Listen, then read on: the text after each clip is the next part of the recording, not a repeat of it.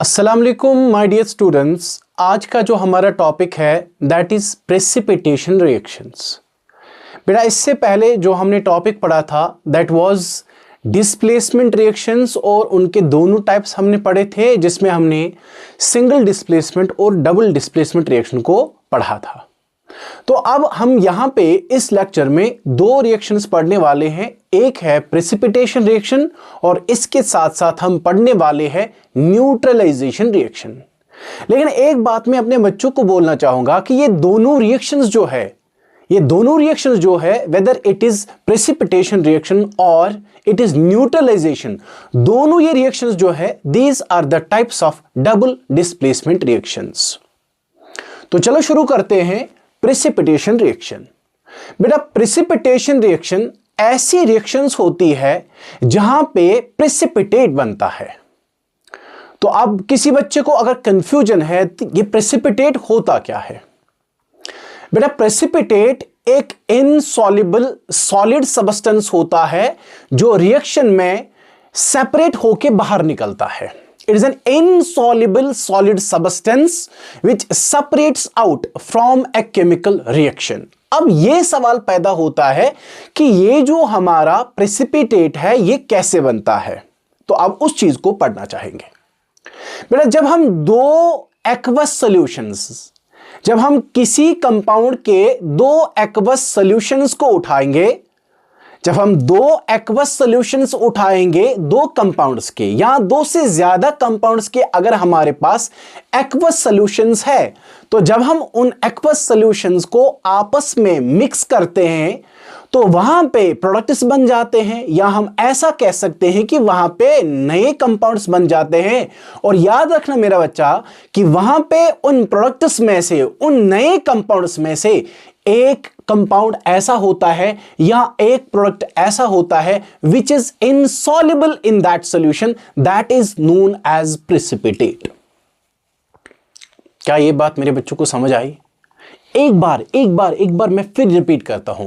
बेटा मैंने बोला कि प्रेसिपिटेट तब बनता है जब हम दो आयनिक कंपाउंड्स के एक्वस सॉल्यूशंस को, या दो से ज्यादा भी ले सकते हैं, जब दो आयनिक कंपाउंड्स के एक्वस सॉल्यूशंस को बेटा एक साथ मिक्स करते हैं तो वहां पे नए कंपाउंड्स बन जाते हैं। और उन्हीं नए कंपाउंड्स में से एक कंपाउंड ऐसा होता है which acts as a precipitate. And I already told you कि प्रेसिपिटेट क्या होता है।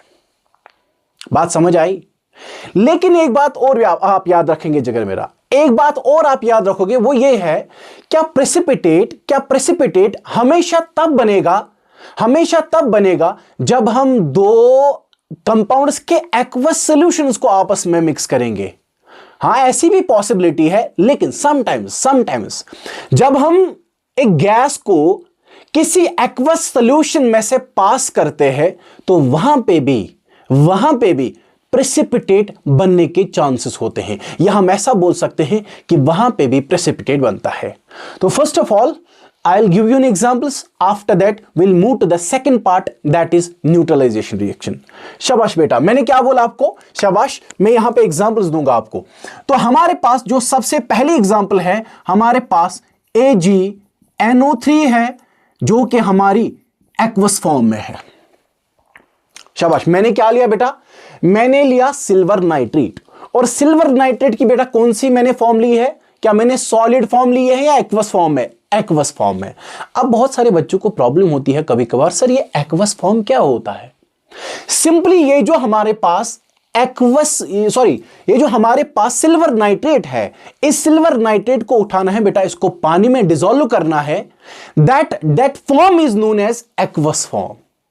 आपको बात समझ आ रही है? सिल्वर नाइट्रेट को उठाया, पानी में डिसॉल्व किया, उसी को बोलते हैं aqueous form of silver nitrate.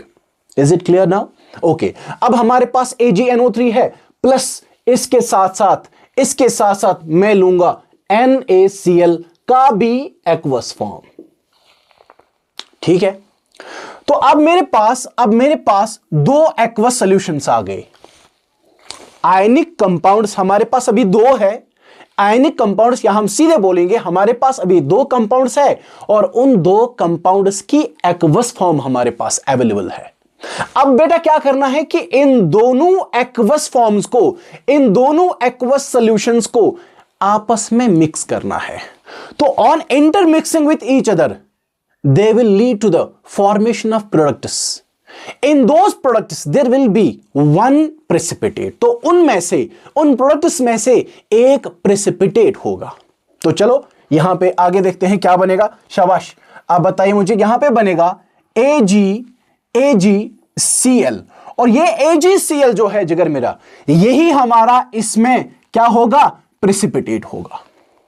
शाबाश, आप लोगों ने इससे पहले ये टॉपिक पढ़ा है कि डिस्प्लेसमेंट रिएक्शंस क्या होती है, वो रिएक्टिविटी सीरीज ऑफ मेटल्स मैंने आपको ऑलरेडी पढ़ा चुका हूं मैं ये सारा कुछ।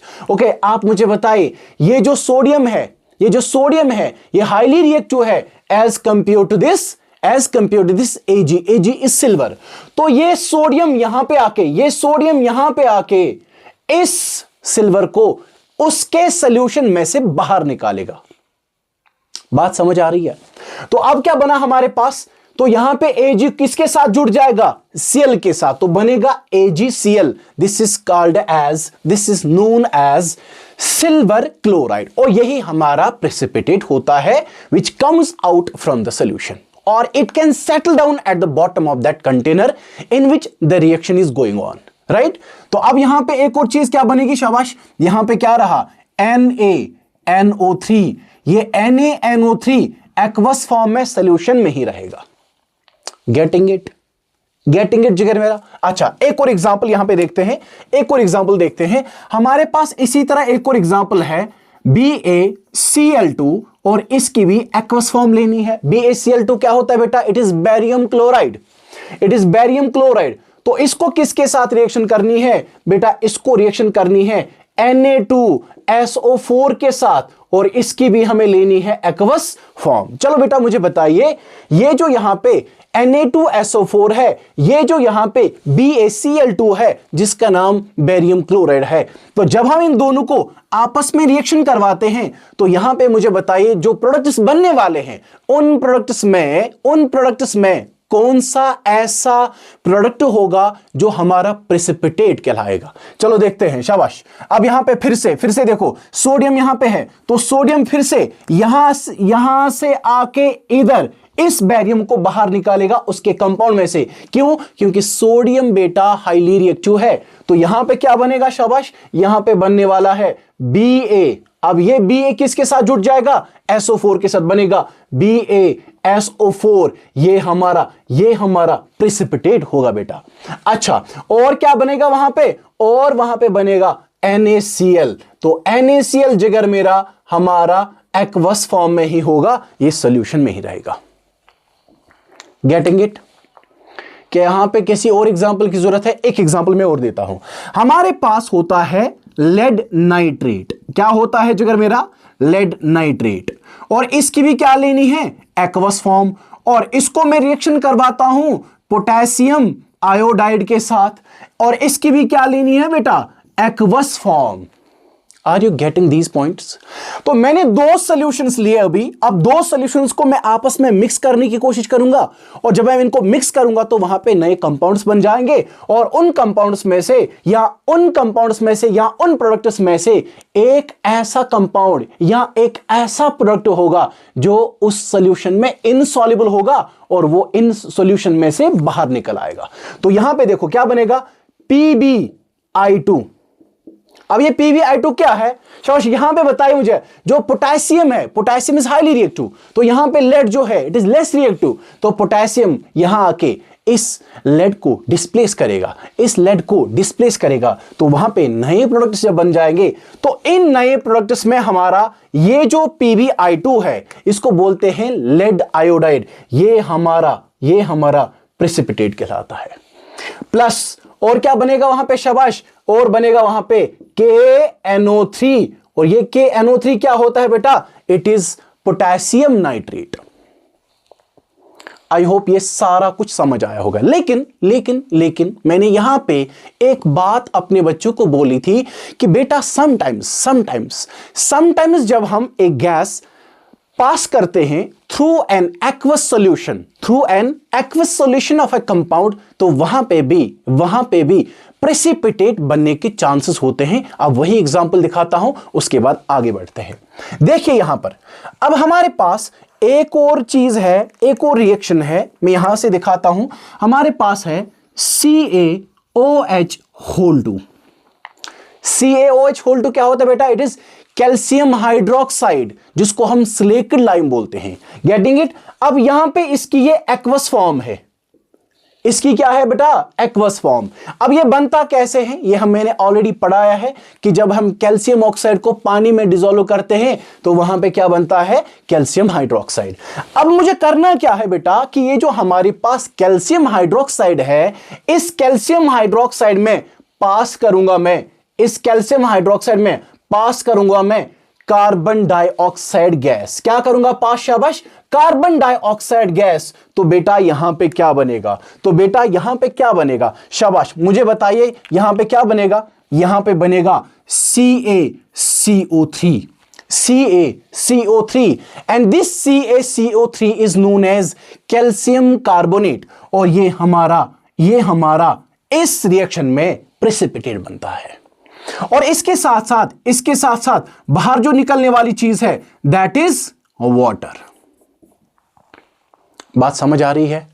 तो क्या मेरा बच्चा मुझे ये बोल सकता है, ये जो रिएक्शन है ना जो मैंने यहां पे लिखी है, ये हम पता है कहां यूज करते हैं?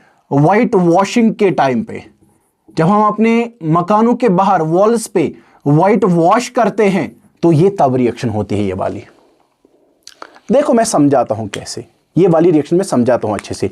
देखो बेटा आपने क्या करना है, सीधे आपने लाया कैल्शियम हाइड्रोक्साइड का सॉल्यूशन, यानी कि एक्वस सॉल्यूशन, ठीक, एक्वस फॉर्म। आपने कैल्शियम हाइड्रोक्साइड को उठाया और वॉल्स पे लगाया। मकान के जो वॉल्स होते हैं, बाहर से लगाओ अंदर से लगाओ, नो इश्यू इन दैट।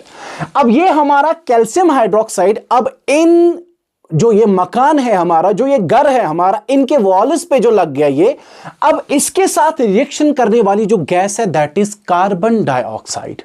और ये कार्बन डाइऑक्साइड ऑलरेडी हमारे एटमॉस्फेयर में प्रेजेंट होता है इन द रेशो, और we can say in the percentage that is 0.034%। Getting it? अच्छा, ये कार्बन डाइऑक्साइड अब इस कैल्शियम हाइड्रोक्साइड के साथ रिएक्शन करेगा। अब वहां पे क्या होगा? वहां पे जो वॉल्स पे हमने ये लगाया था कैल्शियम हाइड्रोक्साइड, ये धीरे धीरे सूख जाएगा, प्रेसिपिटेट बनाएगा। उस प्रेसिपिटेट का नाम है बेटा दैट इज कैल्शियम कार्बोनेट। और इसके साथ साथ वहां पे वाटर, जितना उसमें वाटर कंटेंट होगा वो सारा का सारा बाहर आएगा। Are you getting these points बेटा? शाबाश। तो आई होप कि ये सारा कुछ आपको समझ आया होगा। और अब हमारा इसका जो दूसरा पार्ट है दैट इज न्यूट्रलाइजेशन रिएक्शन। आप इस चीज को नोट करो, तो मैं यहां पे न्यूट्रलाइजेशन रिएक्शन को समझाने की कोशिश करता हूं।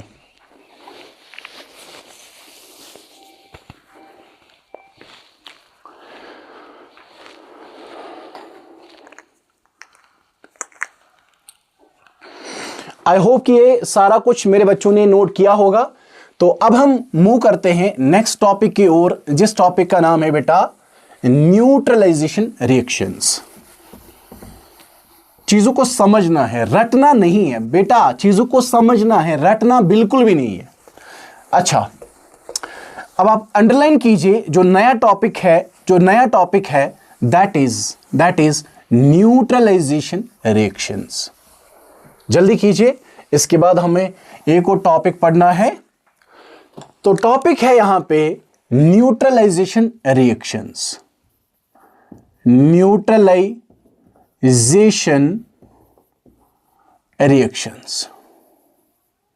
शाबाश, टॉपिक को अंडरलाइन कीजिए जल्दी जल्दी। Neutralization reactions. Okay, neutralization reactions. चलो अब इस चीज को बहुत अच्छे से समझने की कोशिश करते हैं, सो दैट कि ये जो हमारा पेंडिंग टॉपिक था इससे पहले, अब हम आज इसको कंप्लीट करने की कोशिश करेंगे। शाबाश। बताइए बेटा, अगर आपने प्रीवियस क्लासेस में ये पढ़ा है या पढ़ा होगा, ऑब्वियसली पढ़ा होगा, आप मुझे बताइए न्यूट्रलाइजेशन रिएक्शंस क्या होती है। अब मैं बताता हूं यहां से, इफ यू नो और वेदर यू डोंट नो, अब मैं बताता हूं। न्यूट्रलाइजेशन रिएक्शंस ऐसी रिएक्शंस होती है जहां पे आपस में एसिड और बेस, जहां पे एसिड और बेस एक दूसरे के साथ रिएक्शन करके साल्ट और वाटर की फॉर्मेशन करते हैं। या मैं ऐसे बोलना चाहूंगा, न्यूट्रलाइजेशन रिएक्शंस ऐसी रिएक्शंस होती है जहां पे एसिड और बेस आपस में रिएक्ट करने के बाद साल्ट और वाटर बाहर निकालते हैं। यहां साल्ट और वाटर बन जाता है जिन रिएक्शंस में। Are you getting this point? शाबाश। तो क्या लिखेंगे? शाबाश, आप खुद लिखेंगे, डेफिनेशंस वगैरह आप खुद लिखेंगे, क्योंकि मैं आपका काम आसान करने आया हूं यहां पे। ठीक, तो क्या बोला मैंने? न्यूट्रलाइजेशन रिएक्शंस ऐसी रिएक्शंस होती है जहां पे एसिड और बेस एक दूसरे के साथ रिएक्शन करने के बाद साल्ट और वाटर बनाते हैं। Getting it? तो मैं एग्जांपल्स देता हूं। अब हमारे पास यहां जो एसिड है, उस एसिड का नाम है HCl. This is known as hydrochloric acid. अब हाइड्रोक्लोरिक एसिड को मैं रिएक्शन करवाऊंगा एक बेस के साथ, जिस बेस का नाम है NaOH। NaOH बोले तो सोडियम हाइड्रोक्साइड। अच्छा बेटा, अब जब मैं इन दोनों कंपाउंड्स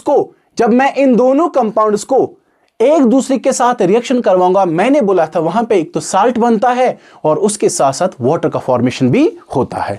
चलो आप मुझे बताइए यहां पे कौन सा साल्ट बनेगा? Do you think it is a kind of double displacement reaction also?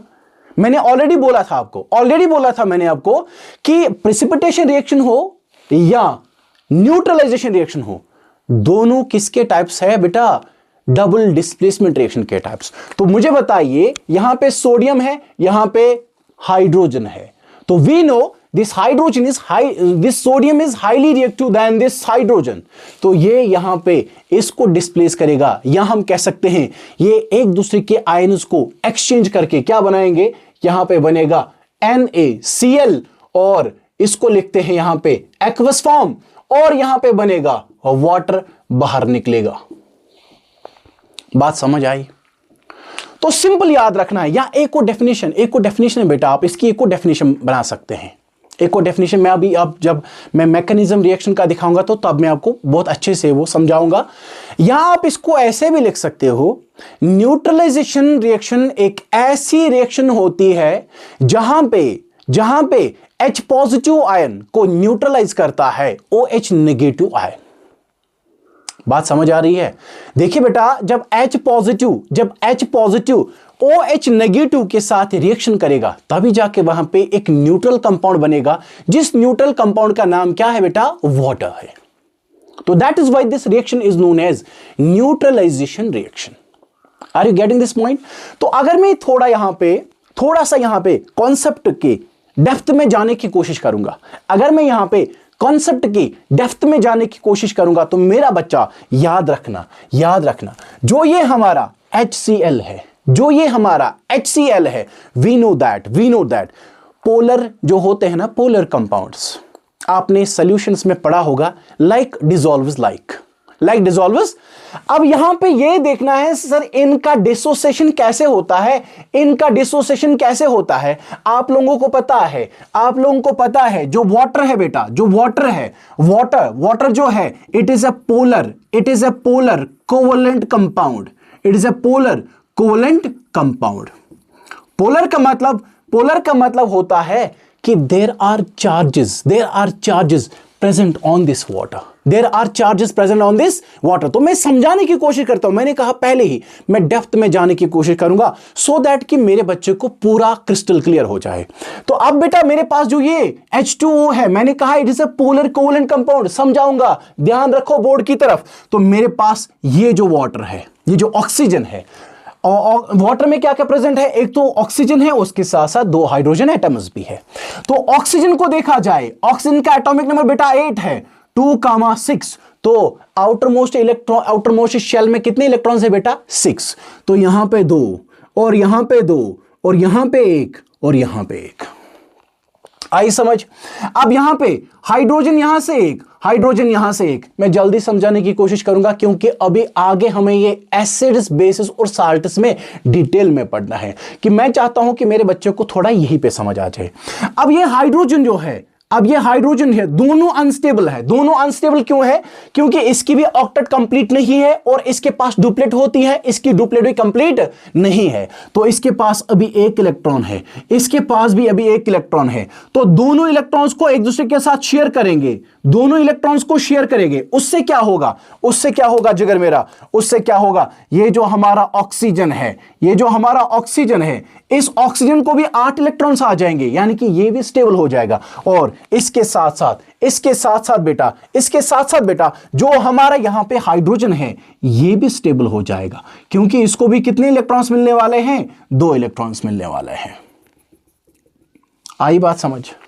आई बात समझ? लेकिन यहां पे जो कॉन्सेप्ट मुझे समझाना है वो ये समझाना है कि इसके ऊपर चार्जेस कैसे डेवलप हो जाते हैं। देखिए बेटा, यहां पे इसको बहुत अच्छे से समझने की कोशिश करना।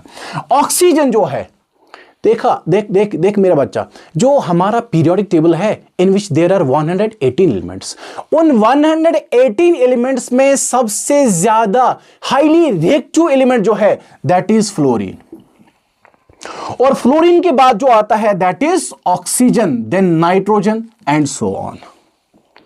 ये मैंने आपको शायद पढ़ाया था इससे पहले। तो फ्लोरीन सबसे ज्यादा इलेक्ट्रोनेगेटिव, यहां हम कह सकते हैं रिएक्टिव, और उसके बाद ऑक्सीजन। आप मुझे बताइए यहां पे कौन है? ऑक्सीजन। सो यहां पे ऑक्सीजन दूसरे नंबर पे आ जाता है। इट मीन्स ऑक्सीजन की इलेक्ट्रोनेगेटिविटी ज्यादा है as compare to this hydrogen. अब मेरा बच्चा मुझे ये भी बोलेगा सर व्हाट इज इलेक्ट्रोनेगेटिविटी, ये मेरे लिए शेम की बात है ना। तो मेरे बच्चों को पता होना चाहिए इलेक्ट्रोनेगेटिविटी एक ऐसा फेनोमेनन होता है जहां पे एक highly electronegative element shared pair of electrons को अपनी तरफ खींचने की कोशिश करता है, बस दैट्स ऑल। तो अब मुझे बताओ यहां पे कौन है? ऑक्सीजन है ना। तो oxygen is more electronegative than hydrogen. तो अब ऑक्सीजन क्या करेगा? इलेक्ट्रॉन क्लाउड को, जो शेयर हुए इलेक्ट्रॉन्स, इस हाइड्रोजन और ऑक्सीजन के बीच जो शेयर हुए थे इलेक्ट्रॉन्स, ये ऑक्सीजन उनको अपनी तरफ अट्रैक्ट करने की कोशिश करेगा, यानी कि इलेक्ट्रॉन क्लाउड को अपनी तरफ धकेलने की कोशिश करेगा। फिर यहां से भी इनको अपनी तरफ अट्रैक्ट करने की कोशिश करेगा, जिसकी वजह से ये जो ऑक्सीजन है यहां पे पार्शियल नेगेटिव चार्ज डेवलप होगा, और यहां पे भी क्या होगा? पार्शियल पॉजिटिव, यहां पे भी पार्शियल पॉजिटिव। अब बन गया हमारा water polar covalent compound. Covalent इसलिए क्योंकि यहां पे इलेक्ट्रॉन शेयर हुए हैं। इससे पहले बोला था the bond which is formed by the sharing of electrons, और we can say the mutual sharing of electrons between the 2 atoms is known as covalent bond. तो कोवेलेंट बॉन्ड किस लिए? क्योंकि यहां पे इलेक्ट्रॉन शेयर हुए। अच्छा, पोलर किस लिए? क्योंकि यहां पे चार्जेस डेवलप हुए due to the difference in the electronegativity between the 2 atoms. I hope कि ये बच्चों को समझ आया होगा। अब यही जो हमारा वाटर है, अब यही वाटर जो है ये इन 2 कंपाउंड्स के आयन्स को, या इन 2 कंपाउंड्स का डिसोसिएशन करता है, इनके एटम्स को, आयन्स को अलग अलग करता है। Just like this. अगर मैं यहां पे दिखाना चाहूंगा, हमारे पास HCl है ना बेटा। HCl जो है आपको पता है this chlorine is more electronegative than hydrogen. फिर से क्लोरीन क्या करेगा बेटा? इलेक्ट्रॉन क्लाउड को अपनी तरफ खींचने की कोशिश करेगा। इसके ऊपर क्या बनेगा? पार्शियल नेगेटिव, इसके ऊपर पार्शियल पॉजिटिव बेटा, शाबाश। अब ये जो वाटर है, अब वाटर में 2 चीजें हैं, अब वाटर में 2 पार्ट्स है। यहां पे पॉजिटिव चार्ज भी है और नेगेटिव चार्ज भी है। अब अपने बच्चों को शॉर्ट में, सिंपल में समझाने की कोशिश करूंगा। ये जो क्लोरीन है बेटा, क्लोरीन के ऊपर कौन सा चार्ज है? नेगेटिव। तो मुझे बताइए वाटर का कौन सा चार्ज इस नेगेटिव की तरफ आएगा? सीधी सी बात है, पॉजिटिव। यानी कि वाटर का पॉजिटिव पार्ट इसकी तरफ आएगा। देखिए, आप मानो यहां पे ये वाटर का एक मॉलिक्यूल है, तो यहां पे पॉजिटिव है, यहां पे नेगेटिव है। फिर से यहां पे दिखाएंगे, यहां पे पॉजिटिव है, यहां पे नेगेटिव है। फिर से यहां पे दिखाएंगे पॉजिटिव है, नेगेटिव है। फिर यहां पे दिखाएंगे पॉजिटिव है और नेगेटिव है। अब यहां पे क्या होगा? देखो, ये वाटर के ऐसे मॉलिक्यूल्स जिनका positive and towards the Cl negative. ठीक है, अब यहां पे क्या होगा, यहां पे इसका उल्टा रिएक्शन होगा, क्या, यहां पे नेगेटिव, यहां पे पॉजिटिव। अच्छा, इस पॉजिटिव की तरफ नेगेटिव, बाहर की तरफ पॉजिटिव, यहां की तरफ नेगेटिव, बाहर की तरफ पॉजिटिव, फिर से यहां पे ऐसे ही हो जाएगा, यहां पे नेगेटिव, यहां पे पॉजिटिव। तो अब यहां पे देखना जिगर मेरा, अब यहां पे ये देखना है कि ये जो वाटर के मॉलिक्यूल्स है, ये यहां से Cl नेगेटिव को बाहर निकालेंगे, तोड़ने की कोशिश करेंगे, और यहां से हाइड्रोजन को बाहर निकालने की कोशिश करेंगे, जिसकी वजह से ये जो HCl है इसका डिसोसिएशन हो जाता है, और वी कैन से इसका आयोनाइजेशन हो जाता है।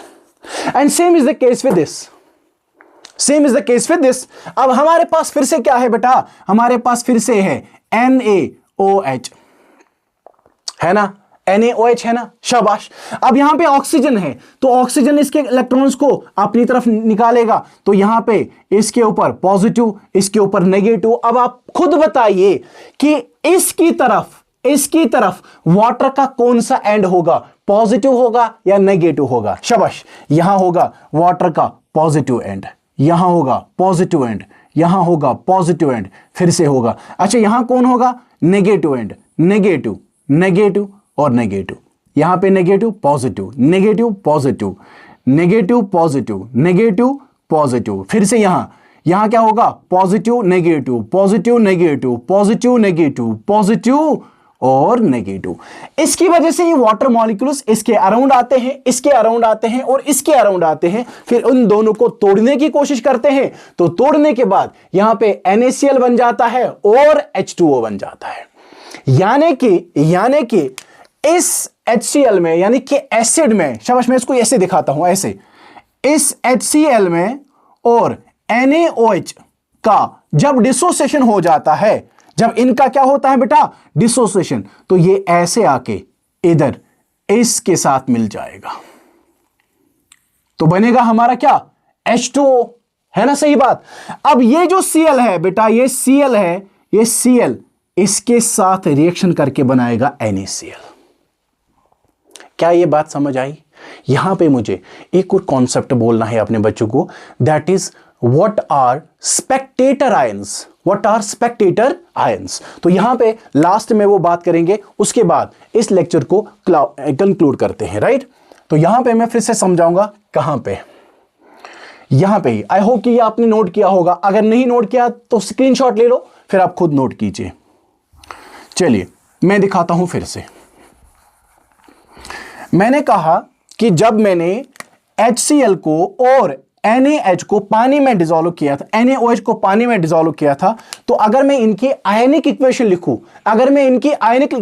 लिखूं, तो मैं लिखूंगा H पॉजिटिव एक्वस, ये इनकी क्या है, ये ऊपर वाली रिएक्शन की क्या है, it is an ionic equation. यानी कि जब हम इस इक्वेशन को in the form of ions दिखाएंगे, तो हमारे पास क्या है, H पॉजिटिव और क्या है, शाबाश, Cl नेगेटिव एक्वस, ठीक है, और क्या है, प्लस Na पॉजिटिव, ये भी एक्वस है, प्लस और क्या है, OH नेगेटिव, ये भी क्या है, एक्वस, शाबाश। तो जब ये रिएक्शन यहां होगी, जब ये रिएक्शन होगी, फिर से बनेगा क्या, Na पॉजिटिव एक्वस, शाबाश, प्लस Cl नेगेटिव एक्वस, फिर से क्या होगा, H पॉजिटिव एक्वस, और क्या बनेगा, प्लस OH नेगेटिव एक्वस।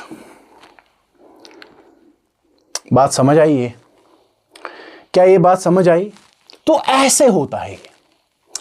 अब यहां पे मैंने अपने बच्चों को ये बोला था, अब मैंने अपने बच्चों को ये बोला था कि ये H पॉजिटिव और ये OH नेगेटिव आपस में रिएक्शन करके यहां पे H2O बनाते हैं कि नहीं बनाते हैं।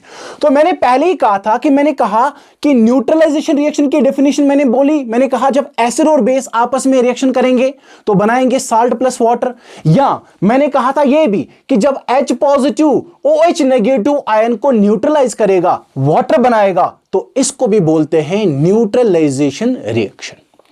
अब यहां पे देखो, अब यहां पे ये जो H पॉजिटिव है, इनको कैंसिल आउट करके देखो क्या बनेगा।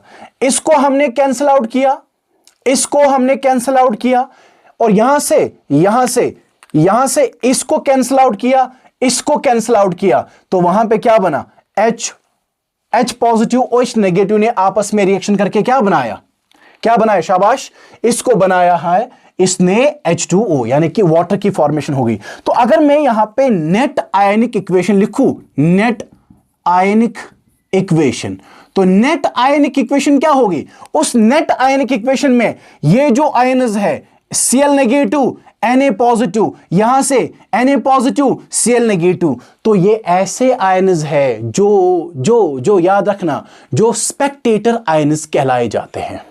स्पेक्टेटर आयन्स ऐसे आयन्स होते हैं which do not take part in a chemical reaction, जो केमिकल रिएक्शन में हिस्सा नहीं लेते हैं। तो यहां पे हिस्सा लिया था HCl ने और NaOH ने, लेकिन यहां पे मैंने पहले ही कहा न्यूट्रलाइजेशन रिएक्शन इसको क्यों बोला जाता है, क्योंकि यहां पे H पॉजिटिव OH नेगेटिव को न्यूट्रलाइज करके वाटर बनाता है।